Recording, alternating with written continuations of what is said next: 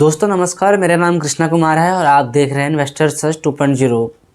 दोस्तों आज की वीडियो में लोग बात करने वाले हैं मल्टी कैप म्यूचुअल फंड में और फ्लेक्सी कैप म्यूचुअल फंड में क्या फ़र्क होता है और किस में कितना रिस्क होता है और किस में कितना रिटर्न मिलता है, ज़्यादा रिस्क किस में है, ज़्यादा रिटर्न किस में है और क्या क्या डिफरेंट होता है। इस बारे में हम इस वीडियो में बात करेंगे, तो वीडियो को आप पूरा ज़रूर देखें और ध्यान से समझें। उसके बाद ही आप अगर इनमें से किसी कैटेगरी में अगर आप इन्वेस्ट करना चाहते हो तो एक डिसीजन आप अच्छी तरह से ले सकते हो वीडियो देखने के बाद में। तो दोस्तों अगर वीडियो स्टार्ट करने से पहले अगर आपने हमारा चैनल अब तक सब्सक्राइब नहीं किया है तो इस चैनल को सब्सक्राइब करने के बाद बेल आइकन दबा लें, क्योंकि इस चैनल पे ऐसे ही म्यूचुअल फंड के रिलेटेड वीडियो अपलोड होती रहती हैं, उसको आप देख सकें, इसलिए इसका आप बेल आइकन ज़रूर दबाएँ सब्सक्राइब करने के बाद। तो दोस्तों चलिए वीडियो को स्टार्ट करते हैं। तो सबसे पहले हम बात करते हैं मल्टी कैप की, कि मल्टी कैप में क्या क्या होता है, उसमें क्या डिफरेंट होता है, पहले उसके बारे में बात करेंगे हम। फिर हम बात करेंगे बाद में फ्लेक्सी कैप के बारे में। तो मल्टी कैप में जो सबसे मेन फ़र्क होता है, जैसे कि आप मल्टी कैप में अगर मान लो आपने 100 रुपये इन्वेस्ट किए, तो जो आपका 100 रुपये है उसमें एक सेबी की गाइडलाइन होती है फंड मैनेजर को 100 रुपये में से मिनिमम कम से कम आपका जो 75 रुपये हैं आपके इक्विटी में इन्वेस्ट करना ही पड़ेगा, स्टॉक में या फिर अदर इंस्ट्रूमेंट में जो इक्विटी रिलेटेड हैं। यानी कि जो आपका 100 रुपये में से 75% पैसा जो है आपका इक्विटी में इन्वेस्ट होगा। उसमें भी एक कंडीशन है, आपका जो है मल्टी कैप का मतलब क्या हुआ, मतलब अलग अलग कैटेगरी के, मतलब जो small cap, large cap, mid cap जो होते हैं स्टॉक, अलग अलग कैटेगरी के स्टॉक में आपका पैसा लगना चाहिए 75%। यानी कि जो आपका 25% पैसा जो है लार्ज कैप स्टॉक में लगेगा और जो आपका 25% पैसा जो और आपका है वो लगेगा आपका मिड कैप स्टॉक में और 25% पैसा आपका लगेगा स्मॉल कैप स्टॉक में। यानी कि इस तरह से आपका 75% पैसा हर मार्केट कंडीशन में इन्वेस्टमेंट होना ही चाहिए आपके मल्टी कैप फंड में। ये सेबी की गाइडलाइन है, ये आपको फंड मैनेजर को समझना पड़ता है। उसके बाद में जो 25% पैसा बचा है वो फंड मैनेजर को ऊपर डिपेंड करता है, चाहे वो मिड कैप में इन्वेस्ट करें, चाहे लार्ज कैप में करें, चाहे स्मॉल कैप में करें, उनको जहाँ पे अपॉर्चुनिटी नज़र आएगी वो वहाँ पे इन्वेस्ट कर सकते हैं। यानी कि मिनिमम 75% पैसा जो है ये तीनों कैटेगरी में होना ही चाहिए। बाकी का जो 25% है वो टोटली फंड मैनेजर के ऊपर फ्रीडम रहता है, वो अपने हिसाब से इन्वेस्ट कर सकते हैं ताकि अच्छा रिटर्न मिल सके इन्वेस्टर को। अब हम थोड़ा समझ लेते हैं large cap, mid cap, small cap होता क्या है। जो टॉप 100 कंपनी जो होती है मार्केट कैप के हिसाब से, उनको लार्ज कैप कंपनी कहा जाता है। यानी कि जो लार्ज कैप कंपनी है वो जो पहले की जो मार्केट कैप के हिसाब से जो टॉप 100 रैंक में आती है उसको लार्ज कैप बोलते हैं। और उसके बाद में अगर मिड कैप की बात करें तो 101 से लेके 250 कंपनी जो है, 101 से लेके 250 रैंक तक जो है वो मिड कैप कंपनी होती है, यानी कि जो है उनको मिड कैप कहा जाता है। उसके बाद में स्मॉल कैप की बात करें तो 251 से लेके जितनी भी आगे कंपनी हैं वो सब की सब स्मॉल कैप कैटेगरी में आ जाता है। तो इसीलिए लार्ज कैप, मिड कैप में ये डिफरेंट होता है, मार्केट कैप के हिसाब से उसको रैंक किया जाता है और इसलिए उनको small cap, mid cap, large cap बोला जाता है।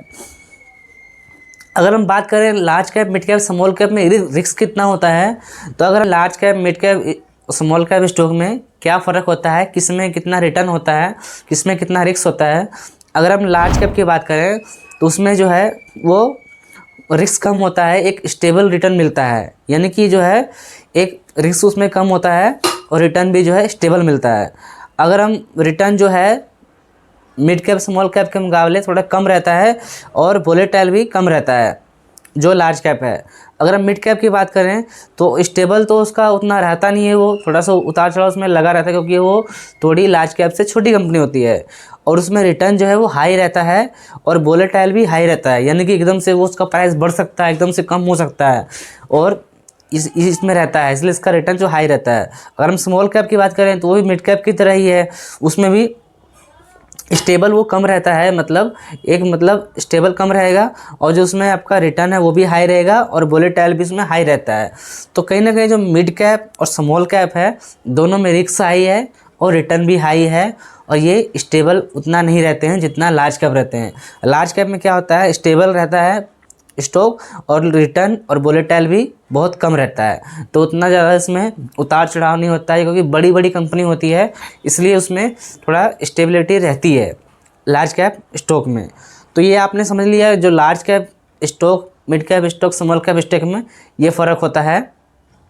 इसीलिए मल्टी कैप फंड में कैटेगरी में तीनों ही कैटेगरी में इन्वेस्ट करना होता है फंड मैनेजर को, ताकि तीनों ही कैटेगरी के अलग अलग जो कैटेगरी के स्टॉक हैं उनमें आपका पैसा लगे। क्योंकि जब फंड का नाम ही मल्टी कैप है तो मल्टीपल कैटेगरी में पैसा लगेगा, तब ना आपको उसका बेनिफिट मिलेगा। तो इसीलिए मल्टी कैप फंड में यही सिस्टम है। अगर हम बात करें फ्लेक्सी कैप फंड की, इसमें क्या होता है, इसमें मल्टी कैप की तरह कोई कंडीशन नहीं रहता है कि फंड मैनेजर को इस कैटेगरी में इतना % पैसा लगाना है। उनको सिर्फ ये रहता है 65% पैसा जो है मिनिमम इक्विटी में लगाना है स्टॉक में, जो कि कंपनी का स्टॉक होती है। वो चाहे वो मिड कैप में लगाएं, चाहे वो लार्ज कैप में लगाएं, चाहे वो स्मॉल कैप में लगाएं, उस पर टोटली फंड मैनेजर के ऊपर डिपेंड करता है। इसीलिए इनको फ्लेक्सी कैप कहा जाता है। इसमें फ्लेक्सिबिलिटी रहती है फंड मैनेजर को, वो अपने हिसाब से पैसा इनमें इन्वेस्ट करते हैं और अपने हिसाब से ही अलग अलग कैटेगरी के स्टॉक में इन्वेस्ट करते हैं और अच्छा खासा जैसा इनको हो सकता है रिटर्न मिलता है। तो फ्लेक्सी कैप का जो सिंपल सा मतलब है, टोटली फंड मैनेजर के ऊपर डिपेंड करता है किस कैटेगरी में कितना पैसा लगाना है। बस इसमें एक कंडीशन है, मिनिमम आपका 65% पैसा इसमें होना ही चाहिए इक्विटी में इन्वेस्टमेंट, वो चाहे लार्ज कैप में हो, चाहे मिड कैप में हो, चाहे वो स्मॉल कैप में हो। उसके बाद का जो पैसा बचता है वो चाहे वो फंड मैनेजर कैश में रख सकता है, चाहे वो किसी डेट इंस्ट्रूमेंट में इन्वेस्ट कर सकता है, ताकि एक स्टेबल रिटर्न मिले और अच्छा खासा रिटर्न मिल सके। अब हम बात कर लेते हैं दोनों ही कैटेगरी के पिछले 3 सालों के रिटर्न कैसे रहे हैं। पहले हम फ्लेक्सी कैप की बात कर लेते हैं। जो फ्लेक्सी कैप का पिछले 1 साल का रिटर्न है वो है 15% का, और जो 3 साल का रिटर्न है वो है 13% का। एनुअलाइज रिटर्न है, जो सालाना रिटर्न होता है, वो 13% का है फ्लेक्सी कैप का।